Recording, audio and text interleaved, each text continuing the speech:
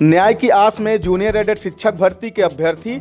देवरिया में सदर विधायक डॉक्टर सलभमणि त्रिपाठी से मिले युवाओं ने भर्ती घोटाले पर उठाई आवाज। सहायता प्राप्त जूनियर हाई स्कूल भर्ती 2021 को लेकर नाराजगी अब खुलकर सामने आने लगी है।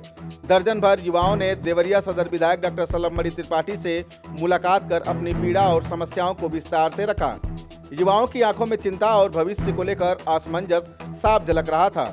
अभ्यर्थियों ने विधायक को दिए अपने मांग पत्र में बताया कि विज्ञापन संख्या 01/2021 के तहत कुल 1894 पदों पर भर्ती निकाली गई थी, लेकिन हाल ही में विभाग द्वारा जारी की गई मेरिट लिस्ट में मात्र 634 सहायक अध्यापक और 91 प्रधानाध्यापक पदों पर ही चयन किया गया है। इसे उन्होंने न सिर्फ त्रुटिपूर्ण बताया बल्कि अपने अधिकारों के साथ अन्याय भी करार दिया।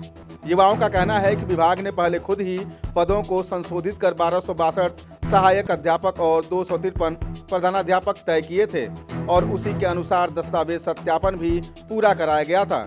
इसके बावजूद अचानक पदों में भारी कटौती कर देना उनके साथ छल के समान है। मांग पत्र में अभ्यर्थियों ने विभागीय लापरवाही को भी उजागर किया है। उन्होंने मंजू अवस्थी बनाम उत्तर प्रदेश राज्य मामले का हवाला देते हुए कहा कि विभाग को पहले से ही विद्यालयों की स्थिति की जानकारी थी, फिर भी त्रुटिपूर्ण तरीके से पद शामिल किए गए। अब उसी गलती का खामियाजा अभ्यर्थियों को भुगतना पड़ रहा है, जो पूरी तरह अन्यायपूर्ण है।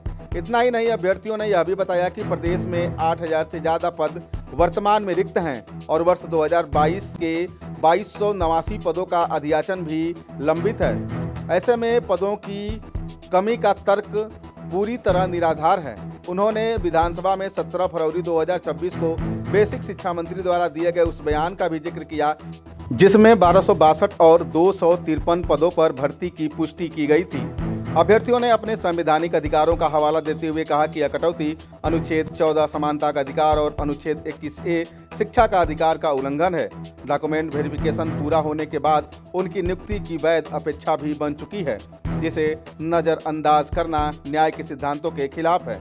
विधायक डॉक्टर सलभमणि त्रिपाठी ने अभ्यर्थियों की समस्याओं को गंभीरता से सुनते हुए उन्हें भरोसा दिलाया कि इस मुद्दे को प्रदेश के शिक्षा मंत्री के समक्ष मजबूती से रखा जाएगा और जल्द समाधान के लिए प्रयास किया जाएगा। उनके इस आश्वासन के बाद अभ्यर्थियों को थोड़ी राहत जरूर मिली, लेकिन उनकी निगाहें अब सरकार के अगले कदम पर टिकी हुई हैं। युवाओं का साफ कहना है, हमें सिर्फ हमारा हक चाहिए, मेहनत का सम्मान चाहिए। अब देखना यह होगा कि सरकार इन उम्मीदों पर कितनी खरी उतरती है।